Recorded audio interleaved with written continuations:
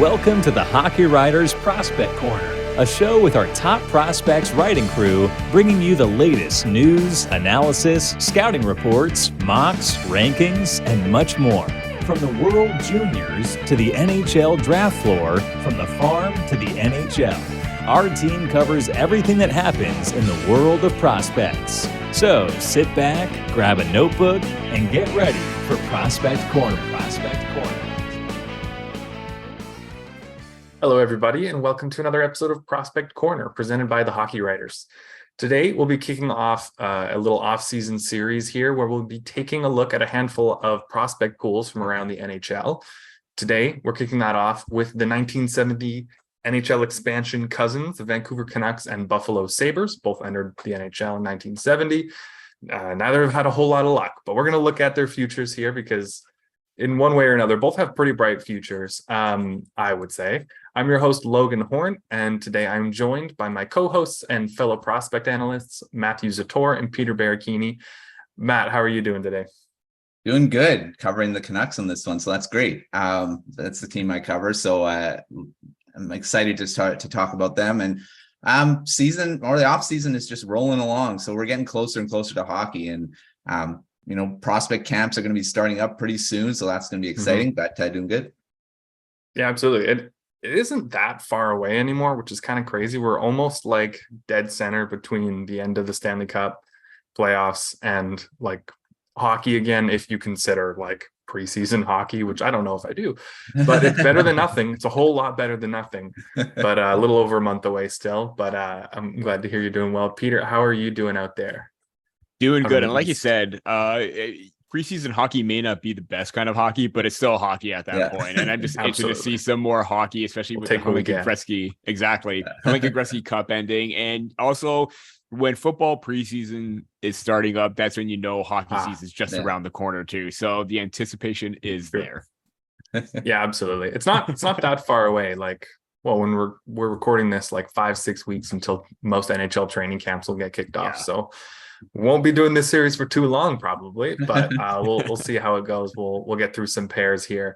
We'll kick it off with one of the most exciting prospect pools in the NHL, as well as one of the most exciting young NHL teams already. So they've got some of the best players in the NHL and some of the best young players not in the NHL, the Buffalo Sabres.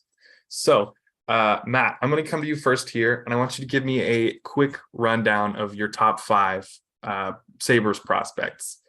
I need you to give me them in order, 5 to 1, but there's plenty of great players here. So I was like, okay, how should I do this? Should I go countdown? We'll do the countdown. So number 5, I'm going with Noah Ostlund. He's one of the I can't believe they got this guy where they did. 16th overall in 2022. So he's 5. I've got Yuri Kulik at 3. He's again very exciting prospect. I got Devin Levi at 2. I'm probably gonna be graduating, or did I miss someone? I think you skipped 4. He skipped 4. 3. Okay. Oh, so you just have the numbers off? I just have the numbers off. So Ostlund. All good. So I got Ostlund at 5. Ostlund 5. Kulik at 4. Devin Levi going at 3, and then you got Zach Benson at 2, and Matthew Savoy topping the list. Very difficult to go between Benson and Savoy. They're both really good. So the slight edge to Savoy, because I just think he's got a bit more potential to be a great NHL player than Benson, because I'm not sure the size with Benson right now. Savoy is not a big guy either, but I think he's a bit better. So he's my first one. Yeah, that's a good group. I mean, that's my top 5, basically the same group, just different order. And I think that's a pretty common thing. Although they do have several other guys you could probably pinch in here. Peter, I'm curious what you've got. Who's your top 5? Yeah, my top 5 is, again, same players, different order. Ostlund, I think it is going to be 5. I'm going to say that right then and there. Levi's going to be 4, and this is where things are going to get interesting for me. I am going to say Savoy 3, Kulich 2 and Zach Benson number 1. It is a toss up for me between Benson and Kulich, because the way that Kulich just tore up the AHL last season just proves that he's literally on the verge of becoming NHL ready at that point. And we're not going to be calling him a prospect for very long. And Benson, the smarts that he just possesses, I can't believe, like, again, similar to Kulich, I don't understand how he fell down to 28th last year. I don't know how Benson, I mean, we all know how Benson fell down to number 13 because of the size factor, but he shouldn't have fallen because he's got the mindset, the IQ, and the skill of a top 10 player. And that's just, music to Buffalo's ears right now. And they got a good one in Benson or Kulich. Could rotate back and forth as one or two, but I'm going to give the slight edge to Benson because of the IQ. And Savoy is Savoy is smaller than exactly. Benson. Yeah. I mean, it's fun. Like Benson and Savoy are significantly below like NHL average height, but they're both so talented, so much skill, great skaters, really hardworking, and really good at really slippery. Like they're actually a lot harder to hit than you'd think. It's like, oh, he's small, so I can absolutely obliterate him. But it's like, yeah, if you can catch him. And that goes for both of them. And they feel like top 6 caliber talents in the NHL. And if they both hit that way, then, they might need to balance the size out a little bit, but I don't see why they can't be that in the NHL, especially when you have Tage Thompson, you just even it out. I need to see Matthew Savoy celebrating a goal next to Tage Thompson and like put his arm around his shoulder like this. Or we'll both Benson and Savoy. Yeah, just on either side of him. It's like you and your sibling like trying to hang out with your dad or something when you're little kids. Anyway, my top 5, very similar. I have Östlund 5. A lot of other prospect pools, he'd easily be top 3. Really great two-way center if he stays at center. Matthew Savoy, I actually have at 4, even though I really, really like him, probably number 1 or 2 on like half of the league's prospect pools if he was anywhere else. I have Devin Levi at 3, just because what he did in the NCAA 2 straight years is absolutely insane. Going from obscure Canadian Junior League to the World Juniors to the Olympics to dominating college hockey for 2 straight years. I have pretty high hopes for him. And then I have Jiri Kulich 2 and Zach Benson 1. I love both those players a lot, but I'll get into that soon. Okay, my next question for you guys. Peter, I'll come to you first for this one. Who do you think is the most important prospect for the Buffalo Sabres in their pipeline? Could be someone already on that list or someone else. Someone that the difference between them hitting their potential and not will have the biggest impact. Something along those lines. However you take important, but that's what it means to me. That is tough. I mean, I'm probably going to say Jiri Kulich again because of how quickly he's developed to this point. Now, whether he gets it at stride at the NHL level, that's going to be important. But again, what I mentioned before about him, coming over from the Czech league and, maybe not have as much of the production as we had anticipated during that year, which is maybe why he dropped, but 46 points in 62 games as a rookie in the AHL. I mean, it's hard to not, and I guess you could attribute to the factor that he played with senior competition at that level already. He's already coming over to another senior league, but just how dominant and consistent he was throughout the whole entire season would really impress me. And I think he's going to have a big impact on the Sabres, just like Peterka is having, just like Cousins had, just like Owen Power had, just like every other top prospect that the Sabres had. I think he's going to have a massive leap in development. And when he gets to the NHL, I think he's going to be a very important factor for them. And especially up the middle too, because center is important and you can never have enough centermen. I don't know what's going to happen with their depth because they do have Kulich, Savoy, bunch of other center prospects as well, how that's going to fill out, but he's looking to be that second line center. And I think he's going to excel very well in that regard. Yeah, absolutely. I mean, yeah, you can take this any way you want. Matt, I'm curious your thoughts here. Who do you think is the most important prospect for the Sabres right now? Devin Levi. The thing is about goaltending, and the Sabres haven't had a really good goaltender since probably Ryan Miller. And he was their franchise goalie for a number of years. And I think that's what they need to take the next step. I mean, they've got a lot of good young forward prospects. Their defense is stacked with the 3 with the two twin powers, I guess the twin towers with Power and Dahlin. So I mean, they're set with a lot of their spot, but goaltender, I mean, they do have UPL. I mean, Ukko-Pekka Luukkonen, who looks like an NHL goaltender, but I'm not sure he's that type of franchise guy. And Devin Levi, I'm not saying he's going to be that either, but he's the most important prospect to hit his potential, because if he does, the Sabres are set for probably the next decade in goal. Yeah, I'd have to agree with you there, Matt. They've got so many great forwards like Cousins, Skinner, Thompson, Quinn, Peterka, Alex Tuck, and then all these prospects. And those guys are going to be important. I think Kulich is going to be an excellent player for them very soon. But I think their biggest need the last few years has been in goal. And he wasn't elite by any means, but in a little bit of a tryout at the end of the year, Devin Levi looked good in the NHL. And I feel like having a goalie that they can trust would make a huge difference, because just scoring goals and hoping that that's enough to outscore the other team works sometimes. And the Sabres were improved and were in the playoff race for much of the season. But I think having league average goaltending, I might do the math on this sometime. League average goaltending probably wins them a handful more games at least. And they could have passed Florida and made the playoffs last year. Who knows?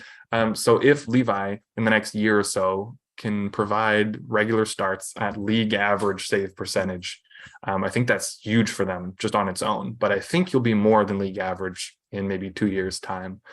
So I think I'd have to take him as the most important. Let me see here. Yeah, okay, we're doing all right. Now this one's just for fun, because I just want your guys' thoughts on this one. Matt, who's your favorite prospect for the Sabres? Who do you just like watching the most, or you're most excited about? So many, and I'm gonna go with Devin Levi again. I love goaltending, especially undersized.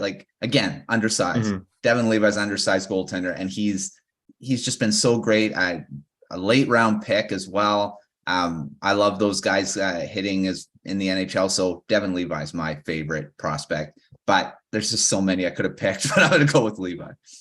Yeah, they've got a lot to pick from. Peter, what about you? Who's your favorite in this group right now? Zach Benson, and it's only because of the massive stack of, highlights and plays that he's done over the last 2 seasons that we've been watching him play. It's just absolutely unbelievable. And the fact that he's with his teammate, or he is his teammate, Matt Savoy, both from the Winnipeg Ice. The fact that they're on the Sabres this time around, I think they're going to tear it up even more so, just like they did in the WHL. But again, Benson's creativity, the quickness, the smarts, he gets you out of your seat, and you're always in awe of what he can do, and he could turn something into, or turn nothing into something very easily. So he's my guy. Nice. I'm glad we all have different ones, because my favorite is Jiri Kulich. I'm just a huge fan of Euro prospects who go from playing well, maybe not amazing, but well in a pro league that we just aren't that familiar with, and it's kind of hard to gauge. And then they come over to North America quickly and just tear it up. I love that. I'm a sucker for that.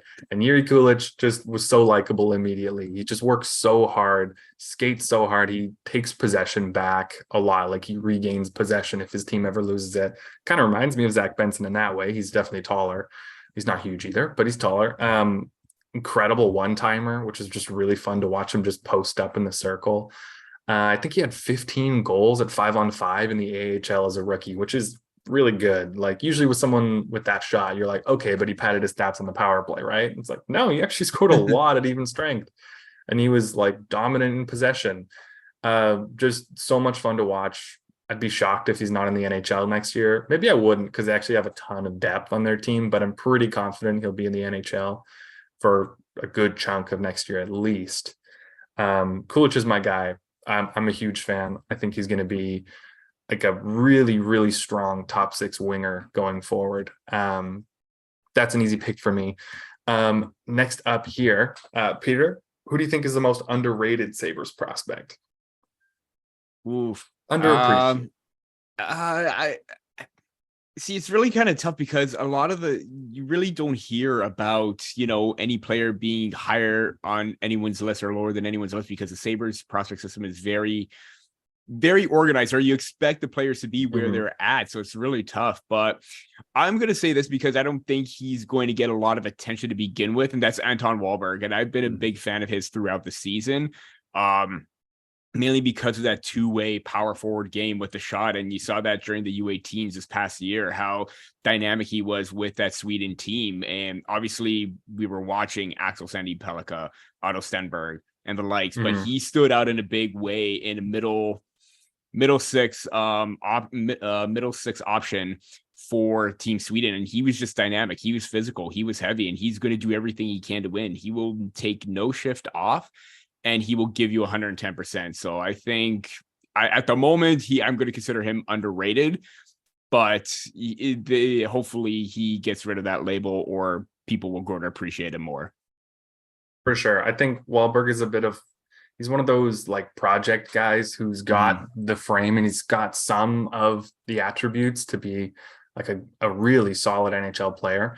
There's just a couple more that need to be ironed out beforehand. Kind of like in the Red Wings prospect pool a few years back, like that was William Verlinder. Like he was very much like a project. It was like, you can see the size and the skating, but the decision-making is not there. And then, it worked out over 3 years or so. And now he's probably in the AHL next year. Like it's going to be an adventure for Wahlberg, but if he can put it together, which doesn't seem crazy, then I think he'll get a lot more hype. I agree with you, Peter. Matt, what about you? Who do you think is the most underrated prospect for the Sabres? I have to go with Mats Lindgren. He's, drafted in the 4th round in 2022. I thought he was a 2nd round pick. I believe I had him ranked in the 2nd round. I can't remember, but I know I had him higher than 4th round. And he's one of those, again, a guy that can be very good in the modern day NHL. He's moves the puck really well off, out of his own zone. He's not a right-hand shot like that would increase his value, but he is a very underrated prospect. I think he was underrated in the draft, I think, as well. So I'm going to go with Lindgren, and he was, had 44 points in his draft year, and then followed it up with more goals. So he doubled his goal total to 11 with the Red Deer Rebels. And I think he has a good future in the NHL. Maybe not a top 4 defenseman, but I think he does have a future on the blue line. It's just, I don't think a lot of people are looking at him as a legitimate NHL player at this point, but I am. So I'm thinking he's a bit of underrated for me. Yeah, I think that's a good one. It's easy to overlook any defensive prospect in Buffalo behind Dahlin, Power, Samuelson, especially on the left side. Even on the right side, it's easy to just ignore that, even though it'll probably be a bit of a place they want to fill in. But left side, it's hard to think of anyone else cracking that lineup, even though Samuelson plays his offside quite a bit. Anyway, I like that one a lot. I'll just quickly say Isaac Rosen. I mean, he's pretty appreciated because he was playing in the AHL last year, got a little bit more attention there, but was definitely overshadowed by Kulich. But I like Isaac Rosen a lot. I think he's got an excellent shot. The accuracy and his ability to like shape the shot in like the quarter second before he releases it is really great. Would not be surprised if he can become like a 20 plus goal winger in the NHL someday. He's got speed. He's not the most physical. He's a little undersized, but not as like tenacious as like Savoy or Benson. But I think he's got the speed. I think he's good enough in transition, and he's got a good enough shot that he's going to be a real player in the NHL relatively soon. Like he had a good year in the AHL. It just wasn't as good as Kulich, and he's older. So the attention kind of got shared, but a lot more on Kulich's side. Let me see. Next up, I'm gonna ask you guys to make a prediction out of this prospect pool. And I'm just deciding this right now. I'm gonna take Benson and Kulich off the table and Savoy. Those 3 guys, I'm taking them off the table. You can't pick them. But make a prediction out of their prospect group outside of those guys. Who you think will be the biggest difference maker in the NHL someday? You could pick Devin Levi. I'll leave that one there.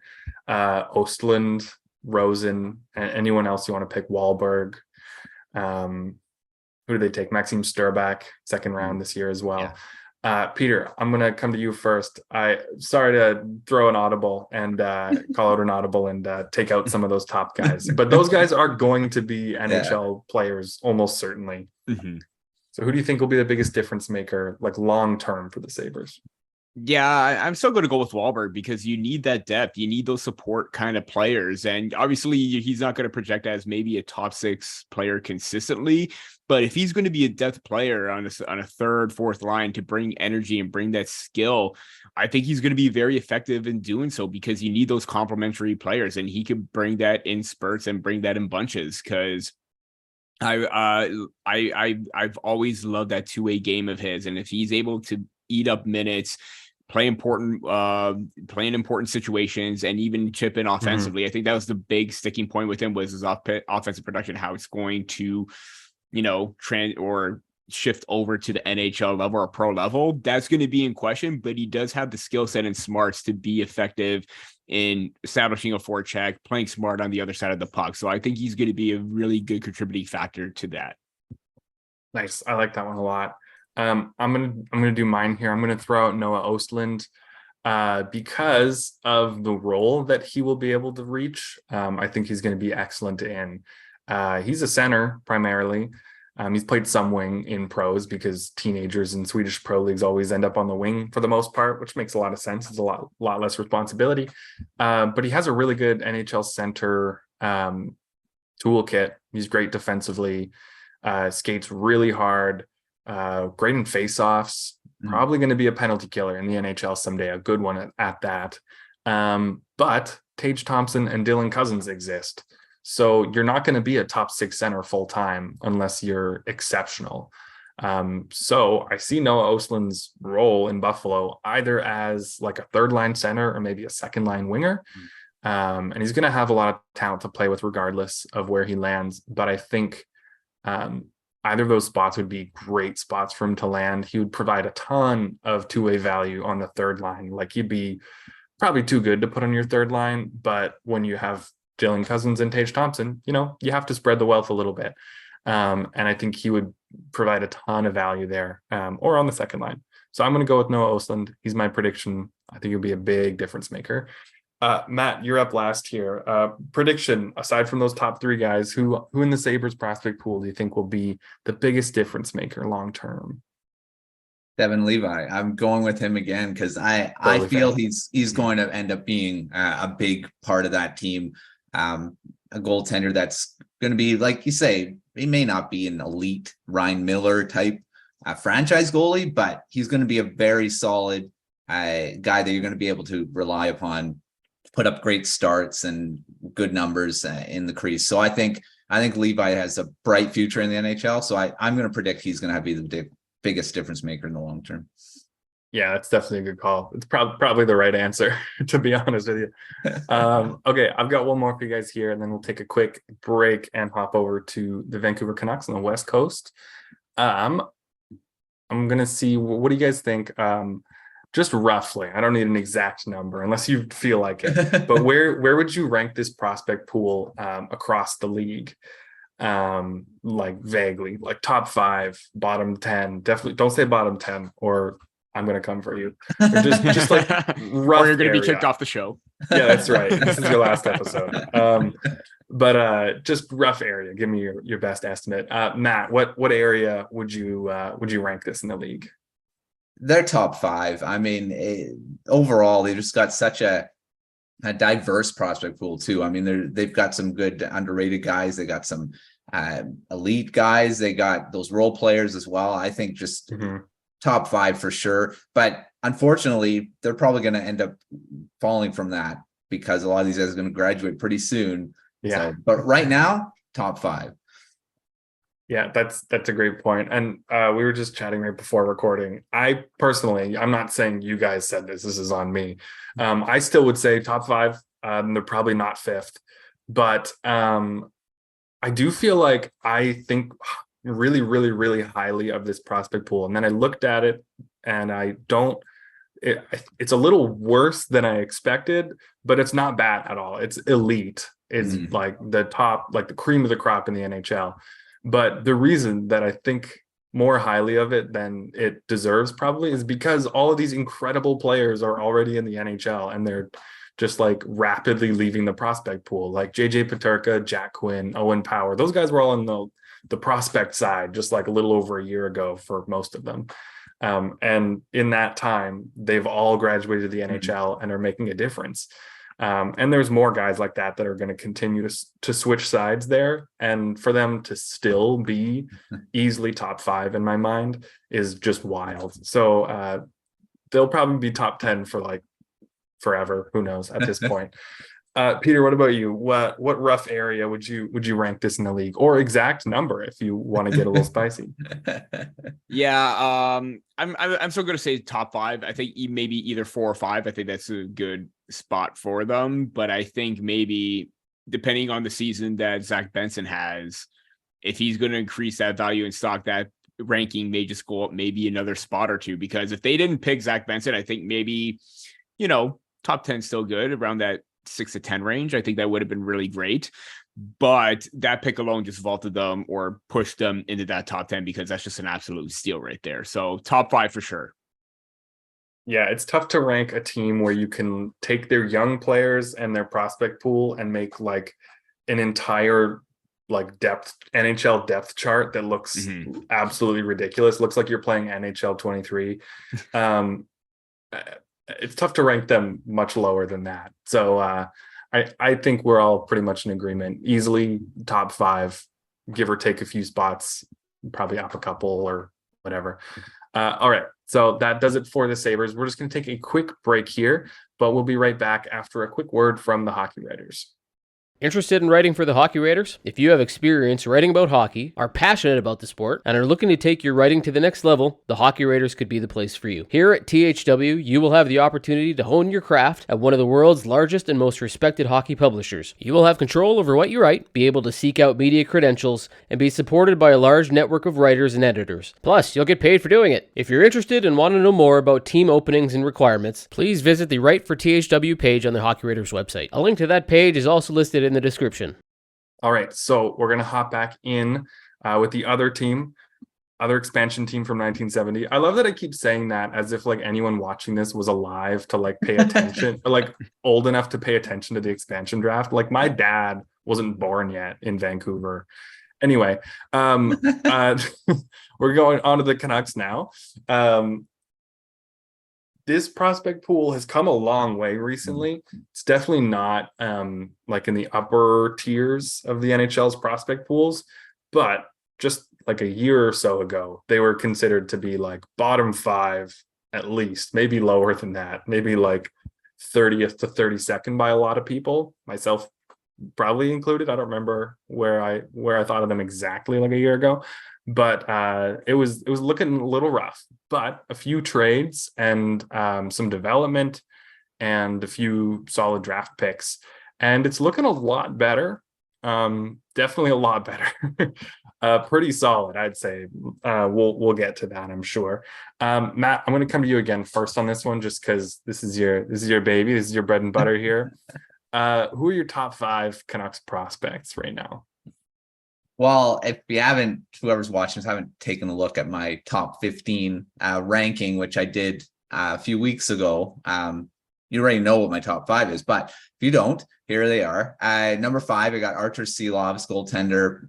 Come a long way since he was drafted way down the list when he was drafted. So, I mean, he's number 5 for me. 4, Aatu Räty, who was traded from the Islanders, coming in the Bo Horvat trade. He's 4. Number 3, Elias Pettersson, defenseman. Again, has been rising up the prospect rankings quite a bit lately. So he's 3 for me. Number 2, Jonathan Lekkerimäki, recent draft pick in 2022. And then number 1, their most recent draft pick, Tom Willander, 11th overall this past draft. And so he's my top prospect right now. Nice. I like that group. You'll see it's actually really close to mine. I have Arturs Silovs at 5, Aatu Räty at 4. I actually have a completely different person at 3, though. I have Danila Klimovich. I'll talk about him later. I like Klimovich a lot. At 2nd, Lekkerimäki, and then Willander first. To be honest, though, those top two spots, you can probably, it's pretty interchangeable for me at this point. Peter, what are your thoughts here? Top 5 Canucks prospects right now. Yeah, I think that's the exact order. I would probably just switch. I'm going to say 5 is Silovs. 4, I'm going to say Elias Pettersson. 3, I'm going to say Arturs because of the experience that he has. I think that just pushes him a little bit further up. But then Lekaramaki 2 and Verlander at number 1. I think that's an easy given right there. Nice. Okay. Peter, quick and sweet about that. So yeah, absolutely. I know you're killing it. Peter, I'll come to you first on this next one. Who do you think is the most important prospect for the Canucks right now? I mean, aside from Quinn Hughes, Elias Pettersson, I guess Thatcher Demko, if you count that, just a few years before that, they haven't really developed a lot of high-end prospects. They haven't really drafted a lot of high-end prospects, a few struggles here and there. But they're finally catching up again. Who's the most important player in this group for them? Me, it's going to be Jonathan Lekaramaki. And as much as I could talk about Tom Verlander all day, I think he's going to be an important part too. But considering how they took him the previous year before then in the top 15, and he didn't quite have the best offensive production, although, he did burst out in the qualification in the Hockey Allsvenskan with 15 points in 50 games. I think that's a good sign that maybe he is back on track. And Matt, I can't remember what his medical situation was, but he did deal with a lot of stuff off the ice as well. So now that he's starting to become very healthy, now that he's starting to turn the corner, if he's able to find that kind of production as a young player and sort of like, the top, like the level below the SHL. And if he gets into the SHL or they get into the SHL at some point again, I think it's going to be huge for his development if he breaks out, because he's got, we raved about his shot. We raved about his offensive instincts and his power and the game that he possesses with the awareness. He's definitely one of their top prospects for a reason, and he's got to have another big season to still show that he's on the right path. Yeah, absolutely. Correct me if I'm wrong, Matt. I believe Lekaramaki had mononucleosis towards the end of his draft year. Yeah. And then in this last season, he broke his foot, I believe. And had all around pretty rough go of it for like a year there. But yeah, he picked it up like crazy. He looked like a man possessed. He was leading the playoffs and scoring the qualification playoffs for most of it.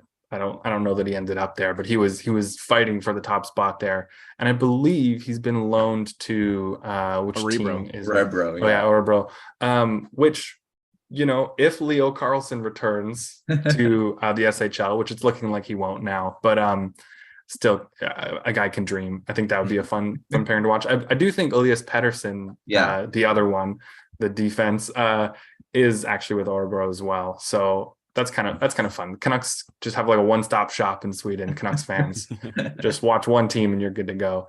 Matt, what are your thoughts? Who do you think is the most important prospect for the Canucks right now? There's a few. I think you could pick any of the top 5 at this point, in my top 5 at least. But I'm gonna go with Arturs because he's a very recent prospect because he was a trade, but I think he's going to be a huge part of what the Canucks need to have in their young players, because really, I mean, he's the closest to the NHL. I mean, I think he could be an NHL player full time, and maybe not this season, but next season.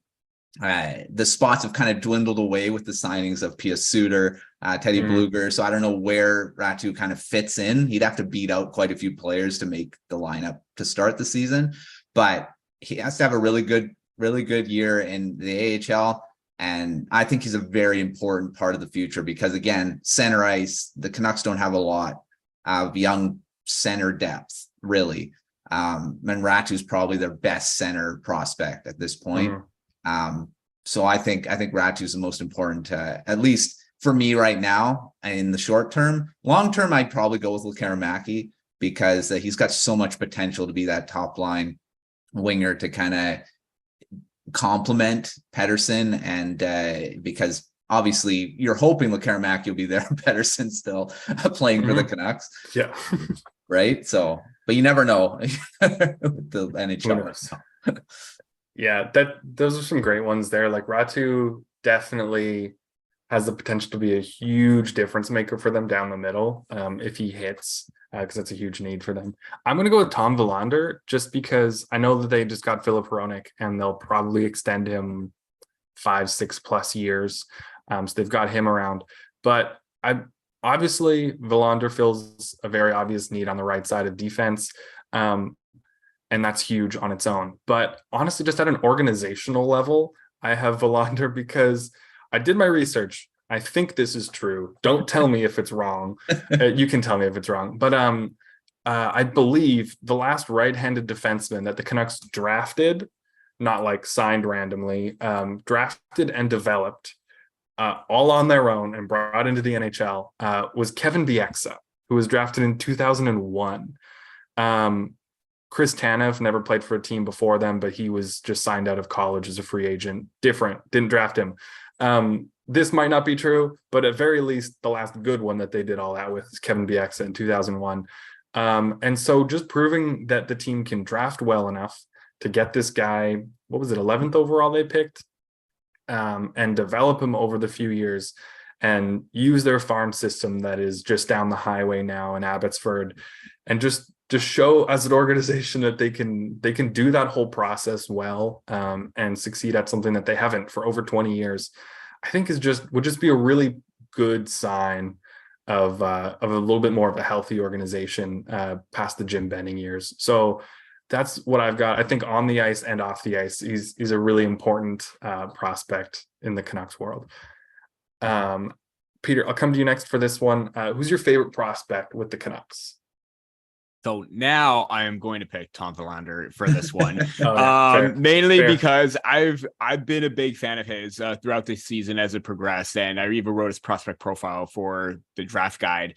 And I'm just amazed at how quick he was able to shoot up the rankings and make a name for himself. And his two-way play, the composure that he has, the smarts, the ability to evade pressure very quickly. It's very evident that he does have the mindset that he's already playing with a pro mindset, and he's still very, very young. So the fact that he has that going for him right now is going to be a big factor why he's going to be a player that the Canucks are going to rely on very sooner rather than later. And even when I was talking to him at the Combine, he was talking about how he prides on himself on his defensive game and his offensive game still developing, but his ability to be physical when he needs to in terms of separating puck from player and getting that inside edge and advantage. He prides himself on that. He's very competitive and he's very strong. And that's something that the Canucks have lacked for some time. And he's definitely, as much as I wanted him to be a player that he would fall down to Maple Leafs, as soon as it got closer to the draft, I knew it was going to be a pipe dream, but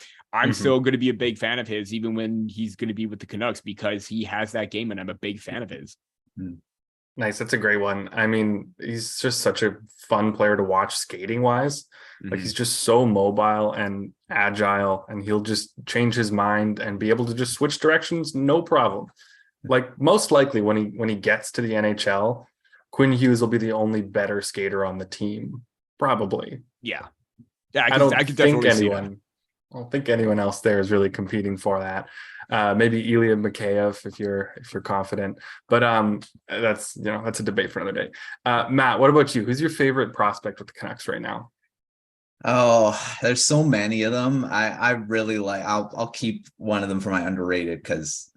Yeah, I'm going to go with, even though I really love Willander and any of my top 5, I'm going with my 6th ranked Danilo Klimovich, because he's such a creative player and such a hard worker. And he really improved this past season. And I saw him when I covered the rookie camp, and is just after his draft year. And watching him on the ice, he just snaps that wrist shot is just such a lethal weapon of his. And he's also one of the more creative guys too. I know he was just deking and dancing around guys throughout that rookie camp, and had a bit of a down first rookie season, but this past season he really kind of broke out.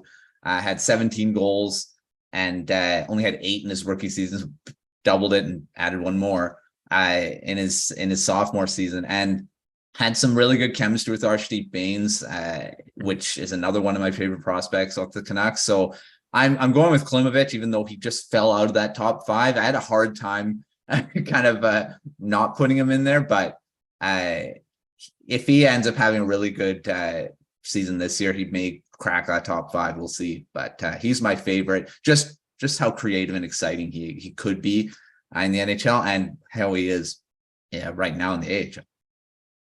Yeah, I have to agree. I had him like 3rd on mine, which admittedly is probably a little higher than what he's shown deserves, but the potential is there.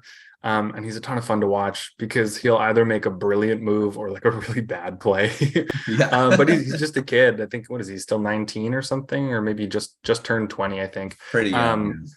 And he had the option coming over from Belarus to play in the QMJHL or the AHL, and himself and the organization clearly agreed to play pro at a very young age, which was certainly too much for him, like a year and a half ago or 2 years ago now, I guess. But his second season in the AHL, he took some big steps forward. You still see him like trying to break the glass behind the net a lot of the time, is what it looks like he's trying for. If he can like focus in that shot a bit, it's a rocket, genuinely like a wildly powerful shot, wrist shot and like one-timers.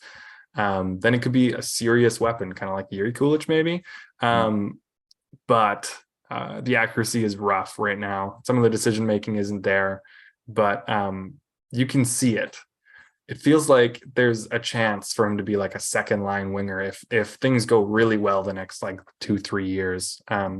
Maybe not going to get that high up, but I think he could be a decent player for them in the NHL. He's a lot of fun to watch. I'll let you go on your next one here then, Matt. Who's the most underrated prospect for the Canucks? I'm just so curious who you're going to say. I'm very between 2 guys right now, and they're both defensemen. I'm going to say both. Kirill Kudryavtsev is one, and then Jacob Truscott is another one. I think I hated that I saw a trade rumor that Truscott is in a trade rumor right now. I don't know if it was legitimate, but I hated it. I'm like, why is he in that? He shouldn't be there. He's going to be a very Chris Tanev type defenseman. I think I've mentioned him on this show before. He's very good to be a complimentary guy. He was really good with Luke Hughes in Michigan, and then this coming season is probably going to play with Seamus Casey, and he's also the captain of the Michigan Wolverines this year as well. So I'm hoping that the Canucks sign him because he's unsigned right now, but he's a very underrated prospect. I don't think a lot of people are talking about him. He's 12th on my ranking. So very underrated defensive prospect in the Canucks system. And then, of course, Kudryavtsev maybe is not as underrated because he has been been talked about quite a bit lately. It's such a great OHL season this past year, and he's rocketed up to be one of the better prospects, 7th on my ranking. So I really love those 2 defensemen. I'm hoping that they hit because, again, the Canucks need their defense. Even though they've bolstered it with Willander, they still need guys to come up to kind of replace the veterans that they have, because they don't really have a lot of young guys on defense right now. Yeah, absolutely. And just having prospects that turn into depth pieces is seriously important. So even if some of those guys just top out as like 7th men at times, and it's like they come in if there's an injury, that's still solid. That's still a lot better than a lot of prospects turn into. But hopefully they can do a little more. I think they've got a chance to do that. Peter, what about you? Who do you think is the most underrated in this group here? I know they just drafted him, but I am going to say Sawyer Mineo, because I feel like with the defenseman that they're trying to go for, they're trying to get a little bit mobile. They're trying to get a little bit more quick and get more offense to try and help that of Quinn Hughes. You still need, 2-way stay-at-home defenders, and obviously it's tough for me to watch any WHL games, but when the Memorial Cup was happening and even when they were showing games during the playoffs, I really liked Mineo's game. I thought it was very steady, very I'm just gonna say that he's very steady. Very composed, doesn't panic. He's very great to defend against the rush, great at blocking the lanes and all that. And obviously the offensive game may come, it may not. We don't know what the upside is going to be, but if he's going to be that shutdown defender in a penalty killing role or in a dying situation game, he's a player that I would want on the ice because he looks so calm, cool, and collective out there. Again, Matt, you talked about Chris Tanev and Jacob Truscott. I think that, Tanev is a good comparable to that with him. If he's able to even develop a little bit more physicality, I think it's very, very telling that they see a lot of potential in him to take him in the third round. And maybe that upside can be there where the offense is going to be, maybe around 30 or so points consistently while shutting things down. I think he's going to be a very underrated factor for them. I like that one a lot too. There's, they've actually, like I said at the start of this segment, like the Canucks have really worked on their prospect pool. And I feel like it's beginning to show. The drafting has been different and looks a little better. And then adding some through trades, like obviously we mentioned Ratu, but also Josh Bloom, they got that was an insane trade. I know the Sabres are like, they have too many prospects, but what was it? Riley Stillman the Canucks had, who personally I kind of thought had negative value as like a third pairing guy who's pretty like accident prone, I guess you could say, not injury prone, but like just mistake prone with like another year on his contract. But the Sabres wanted him, and the Canucks got Josh Bloom out of it, who I think is going to be in the AHL next year after a really solid OHL season. So like Bloom is fun. They've got a lot more depth than they used to. When it comes to underrated prospects, I'm going to say Elias Pettersson. I feel like a lot of people across the league kind of saw Elias Pettersson drafted and they're like, oh, that's fun. It's just kind of like a gimmick pick. Like when the Colorado Avalanche take Cale Makar's younger brother, even though he doesn't really have much of a chance in the NHL, like those kind of picks. It's like, oh, it's fun. There's a guy named Elias Pettersson. And a lot of people are like, it's too early for him, but it's funny, whatever. He's like the last year, he's pretty legit prospect. He played well in Swedish junior for most of the season. Not most of the season. He actually didn't spend that much time there because he played so well that he got kicked up to the SHL, where he looked good. It's hard to get serious minutes in a pro league at 18, 19 he was this season. 7 points in 43 games in the SHL. Nothing to what's the saying? I don't know. Don't think 7 points is nothing, because he's not really an offensive guy, and he didn't get that many minutes, I assume. I don't actually know that. He might have got more than I thought. But just playing that many games, 7 points is still pretty solid. You're never expecting him to be like a 25-point guy in the SHL at 18 years old or whatever. But that feels pretty legit. Another year in the SHL, he'll get a little more responsibility, probably score a little bit more. He's a bit of a two-way guy. He's really solid defensively. I've found in any international play I've been able to catch with him, like at the World Juniors. I believe he played for Sweden at the was he at the, no, he wasn't at the Lincoln Gretzky. He was at the World Junior Summer Showcase. Pretty solid stuff. I feel like he has a real shot at being at least a third pairing guy for Vancouver. He's got the size, the skating, makes a good first pass, and he defends well. Like, what more do you really want out of just like a stable guy that can be like in your bottom four defense group for quite a while, probably. So I think he's pretty underappreciated. He's not a gimmick pick. It's not a joke. He's actually a good player. And Vancouver, I'm sure, is starting to scramble to figure out how they're going to display those jerseys when both Elias Petterssons are on the ice. And it's like, what do we do? It's not the Henrik and Daniel Sedin problem where you just put the first initial. You can't do that because their names are the same. I have no clue how they're going to do it. It might be like E. Pettersson and then Pettersson or something. One of them gets the E at the start. I was about to say, the one with seniority, Elias Pettersson, should just have Pettersson, while the younger one should have E. Pettersson. Yeah, he should get like Pettersson Jr. They should just add Jr. on the back. Pettersson squared. That works. This Pettersson the second. I don't know. We'll see what they do. I think it could be actually really funny. And I think there's a very, very good chance that we'll get that question answered in like 2 or 3 years. So next question here is the prediction one again. We're coming back around to this. So who do you think will be I'm going to leave everyone on the table because they don't quite have like the superstar guys like the Sabres group did. So Matt, I'll come to you first on this one. Make a prediction out of this prospect group. Who do you think will be the biggest difference maker long-term? I'm going with my top prospect, Tom Willander, because I think he's a guy that the Canucks have been lacking for a while, especially on the right side. I mean, Quinn Hughes, obviously, best defenseman the Canucks have had drafted in like decades, maybe ever. I mean, I'm going to say ever because they really haven't drafted anyone good. But he's got so much potential. I think he ends up being a guy you're going to be, I mean, maybe this is a little bit far out, but I'm going to be saying that he's going to be the top right-hand defenseman the Canucks have drafted in a long time. So I have really high hopes for Lander, and even more so after his interviews at the prospect camp, development camp, because just sounded like an NHL player, a guy who's been in the league for 10 years, because very mature. I didn't know that he was just drafted and he's 18 years old. And that's a great sign for the future. I think he has some leadership potential as well. So I'm really excited to see what he can do. I think he's gonna be a huge difference maker for the Canucks in the future here. Yeah, that's a great pick. I'd also like the call out about his interviews at the draft combine and then also at development camp. I think I mentioned it before, but like really just reminds me of looking back at Gabriel Landeskog during his draft year. Like it was like, this guy isn't like 18. Like there's no way.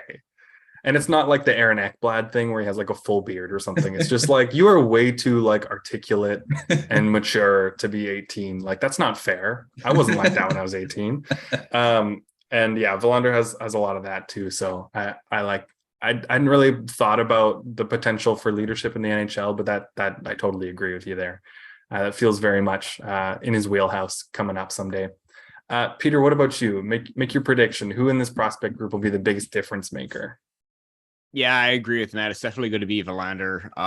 Obviously, for everything that he just said, but at the same time, too, I think it'll also help alleviate some of that pressure off Quinn Hughes, because obviously we know Quinn could probably handle a lot more of the offense and everything like that, but it seems like it's just been him on the back end and nobody else. At least you now have somebody to provide that secondary scoring and mobility and puck movement from the back end instead of just Quinn Hughes every single time. And, for them to share that load, that role, I think it's going to help them out. But I think Willander is going to be very effective in that because he's just as quick, just as smart, just as effective on the rush. And I would even say on the cycle too, because he could jump in every now and then too. So definitely Willander is going to have the biggest upside for sure. I like that a lot. There's some good points there. I feel like, Quinn Hughes hasn't had a lot of help. So just giving him some help, someone who can take those, like Quinn Hughes plays like 90-second power play, which is just like absurd. And he started to play penalty kill minutes last year and was pretty good, but it's just like, that's too much to ask. He's playing like 26, 27 minutes a night for like periods of time, which is just absurd for anyone, let alone someone who's definitely more of an offensive guy, but he's decent defensively. Someone that can take that pressure off would be huge. Quickly, I'm just going to go with Jonathan Lekkerimäki because I'm a believer that what we saw from him at the very end of the year is what he is and not what he showed for like 9 months before that. I think he's been through so much and he's very young. And just finally was starting to build that confidence back now that he's been healthy for a little bit, building the confidence. I think he'll be good in the SHL next year. And I think it would be a ton of fun for him to be their best player out of this group. So I'm dreaming of him playing with Elias Pettersson for the rest of Pettersson's next contract, hopefully, and scoring 30 plus goals pretty regularly because that shot is legit. So Lekkerimäki's my pick for the biggest difference maker. And last question here. This will be like a bit more optimistic than in previous years, I'm sure. Peter, where would you rank this prospect group across the league? It's, they're not like 28th or 29th anymore, probably. Yeah. I'll leave that up to you. But yeah, no, they're definitely not in the bottom 4 or 5 anymore. Like heading into last season where maybe they were still around there because I think the only top name they had was Lekkerimäki, but now you've added some depth and substance to try and improve that a little bit more. I definitely think that, in that 22 to 25 range, I think they did make some significant jumps up.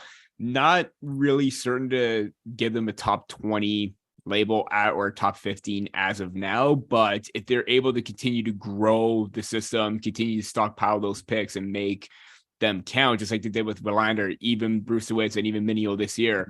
I think they're going to have a very steady and consistent prospect group. So I'm going to say in that 22 to 25 range. That feels pretty fair. I was going to say like early 20s range, maybe 20, 25, which is significant improvement. Yeah. And I think it's trending the right direction for now. We'll see. But Matt, what about you? Where would you place him around the league? Yeah, you can go full homer here if you want. I'll give him full license to give him top 5, whatever you want. I'm not putting him there. I do agree with Peter. I think they're more in that 20. I could even say maybe they're in the top 20, just right there at 20th. Yeah, on the cusp, yeah. Because I feel like they have really increased, like adding Ratu, adding Willander, Bloom, and then just the improvements of some of their prospects like Pedersen, like guys like that, and Lekaramaki showing that just these injuries that were just problems, and looks like he's back on track. I'm really optimistic for this prospect pool for the first time in a long time, because I remember when Podkolzin graduated from the prospect pool, I'm like, oh my gosh, this looks so bad. Top prospect, Aiden McDonough, like that doesn't, even though I love McDonough, but he's a 6th round pick. Yeah. And having him as your top prospect, probably not the best thing. But now they've got some legit high end guys that are like top line, top pairing.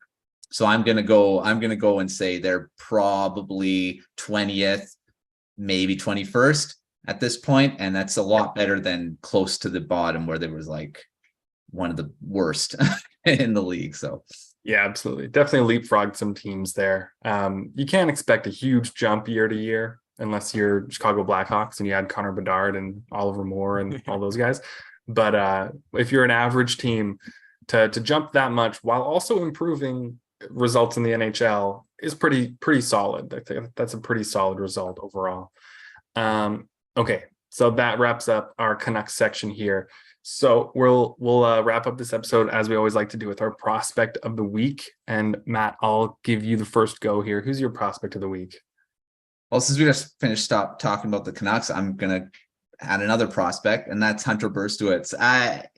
Peter, you just mentioned his name, and he's one of those guys that I was actually surprised the Canucks got him where they did. And he was ranked in the 2nd round, I believe, on a few rankings. Yeah. And the Canucks didn't have a 2nd round pick, and they get a guy like that in the 3rd round. I believe it was in the 3rd round. Just the 2 with Minio. Yeah. So I mean, he's a guy that I'm really excited to see. I believe, Logan, you mentioned him from the showcase that he looked really good in. So I mean, he could be an underrated prospect too, because he's not going to be a guy that I think will blow the doors off offensively or anything like that, but could potentially be a very good depth defenseman. And again, Canucks need defense. And if some of these guys can hit, Brzustewicz is going to be a guy that writers are going to have to copy and paste his name all the time because it's hard to spell. But hopefully that's the case. We'll be talking about him a lot. So he's my prospect of the week. Nice. You'll get it down eventually. You'll figure out where those Z's and W's go and stuff. You'll figure it out. It takes time, I promise. I'll go next here. My prospect of the week, I'm also going to take from one of these teams. Someone we didn't talk about much, Arturs Silovs for the Canucks. Really shown a lot of improvement these last 2 years, was really good in the AHL last year. One of the better goaltenders in the whole league, and he's quite young still. But then we all know the story of him just tearing it up at the World Championships for Latvia, coming in after their first game or so, and then just dominating. Was the backup, but then took the net, and there's no chance anyone was taking it away from him. He was named goalie of the tournament, MVP of the tournament, and Latvia won their first ever medal at the tournament, bronze. It was just awesome to see, but also just like really encouraging about him as a prospect, because he's still quite young. I think he's like 6'5", 6'6". He's a big goalie, good positioning, great on his skates. I like him a lot, and he's the best Latvian for quite a while in the NHL, most likely. And I think he has a real shot at playing backup minutes for Vancouver this year, maybe a bit of like a 2B situation where he starts in the AHL, but then if there's like a back-to-back at home, he just travels an hour up the highway and plays in Vancouver. kind of like Pyotr Kochetkov for the Hurricanes last year, where he was clearly they liked him more than their NHL backup, but they also wanted him to get games. So I think that's where Silovs could end up. I like him a lot. Peter, I'll come to you last year. Who's your prospect of the week? Yeah, I'm never usually a homer, but I am going to be this time, and I'm going to use it to congratulate Easton Cowan on signing his entry-level contract with the Maple Leafs. Obviously, a lot of question marks surrounding the pick. Everyone thought that maybe he was a second, third, or even fourth rounder at the time. Toronto didn't have any late round picks, so they used that first. They couldn't trade down, so they selected Cowan. And you know what? It's starting to look like that pick might be starting to pay off. I'm going to say might because it's still very early on, but the potential is there. He has the energy, the drive, the work ethic. He's very intense, and he's always giving it, 120, 110, 120% every single shift. He has that motor and drive where he does not quit. And we even saw that during the development camp. And I think that was a sticking point where, you know what? Maybe it is time to give this guy his entry-level contract, sign him, and we'll see where it goes from there, because I'm expecting a big offensive season from him in the OHL. Obviously, with the London Knights, how there's probably going to be a roster turnover, they're going to rely on somebody, and they're going to have to rely on Easton Cowan to lead the charge. He had 53 points last season. It isn't out of the question that maybe he could put up 80, 90, even close to 100, similar to kind of like what Luke Evangelista did back when he was with the London Knights as well. I'm not comparing the two. I'm just saying the trajectory kind of looks very similar. But I do think that, this is a pick that's starting to work out. We want to see more. And you know what? This entry-level contract, I think, should fuel him and motivate him a little bit more, that he can get to where he wants to be in a few years' time. Yeah, absolutely. And I think it's a good point that even though the points weren't really there last year, the offense was, and he works really hard, and he's still a good player, fun player to watch. And, we'll see where it goes from there points wise. I mean, he'll have some help. I believe it was official this week that Kasper Halttunen is going to be joining the London Knights. Yeah. So imagine seeing tons of fun. Yeah. Put those guys together, and then everyone else is just going to be like, got to keep your head on a swivel, basically, if those two guys are on the ice against you. But that's a great one. I can tell that Cowan's been growing on you more and more, Peter. But you know what? That's how it always goes. You always get shocked and you're like, come on, what were they thinking? And then just like give it a month and you're like, I get it. That's how it always goes. Like, that's like every Red Wings fan with Danielson. I was like, guys, he's awesome. Like, I promise. And they took him and everyone's like, no. And now they're all like, maybe, okay, you were right. Maybe he's better than Larkin. I'm like, okay, all right. Glad you're on my side now, but yeah, everyone's mind changes. It's all good. That you got to keep up, and if you stick with your old opinion while situations change, then you're gonna be left behind. The problem. So, you've got to grow and learn from mistakes and things you miss. We've got to keep doing that. I have to do that all the time. Anyway, that does it for us this week. Thank you all for tuning into another episode of Prospect Corner. Make sure you subscribe to the Hockey Writers YouTube channel to make sure you catch all of our new episodes of this new series for most of the rest of the off season here. And also make sure you check out our site, thehockeywriters.com, for tons of draft and prospect coverage throughout the off season and into next year. Thank you, Peter, and thank you, Matt, as always. And thank you all for watching this week's episode of Prospect Corner. We'll see you next time.